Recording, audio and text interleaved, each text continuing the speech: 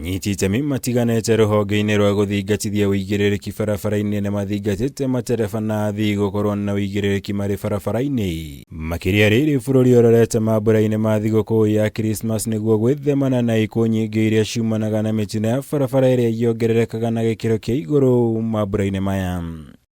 Ritana rĩrĩ rĩrutĩtwo nĩ mũrũgamĩrĩri mũnene wa rũhonge rwa kũnyabara wuigĩrĩrĩki barabara-inĩ NTSA George Jau na komanda wa borithi ya traffic Mary Omari rĩrĩa megwĩkinyĩtie mbere ya kamĩtĩ ya senate ĩgiĩ barabara na ũkui kũrĩa mahithũririe atĩ mũigana wa andũ 3,760 nĩo marĩkĩtie gũkua mwaka-inĩ ũyũ kumana na mĩtino ya barabara, rĩrĩa andũ angĩ 15,000 matigĩtwo na nguraro njũru kumana na mĩtino ĩno. As of 15th October 2023, we had lost 3,760 souls, 15,731 serious and slight injuries combined, and therefore the highest rates of fatalities are attributed to the urbanized counties. Kuringana na NTSA, nyingĩ cia ikuũ ici cia mĩtino ya barabara icũngagĩrĩrio nĩ matereba gũte mwerekera rĩrĩa marĩ barabara-inĩ, matereba kwaga gũthingatithia mawatho ma barabara, gũthiĩ na thibindi ya igũrũ, athii kwaga wuigĩrĩrĩki magĩkĩra barabara-inĩ hamwe na mangĩ.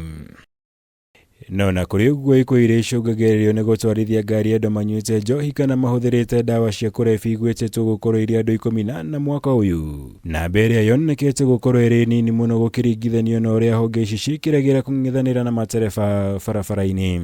The people of this country, especially residents of Nairobi, have been terrorized by NTSA and the traffic police with their alcohol gadgets.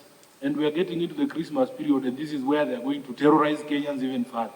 Yet the data does not support. And the most interesting thing, Chair, this tells you, Chairman, that there's a problem. The NTSA is victimizing Kenyans on the pretext of fighting drink driving. We all know that when somebody is under the influence of alcohol or drug, you're not able to make a rational judgment or decision, and that is why we do these operations. It is as a preventative measure. We don't have to wait for accidents to happen because somebody is driving under the influence of alcohol. Igũrũ rĩa maya, NTSA nĩ ĩkorire haceke thutha wa maseneta kũmenda matarĩrie wega mũbango wao wa gũthingagĩrĩria ngari cia andũ kĩũmbe gũthũrimagwo ta iria cia mũingĩ o mwaka, na makĩria matarĩrie kana mũbango ũyũ ũrongoreirio kũrogota mbeca makĩria handũ-inĩ ha kũnyihia mĩtino ya barabara. What fee is proposed to be charged for inspection of private motor vehicles? Number 3, do you have the data of the number of private motor vehicles we have on our roads? And part of the considerations, yes, indeed, that is being under discussion at the moment is the issue of private vehicles and inclusive of the status in regards to also bring on board private sector players.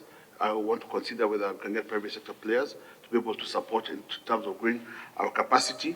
There is no fee that has been set forth. Ngĩribotera Kameme TV, njitagwo Mwaura wa Gunyama.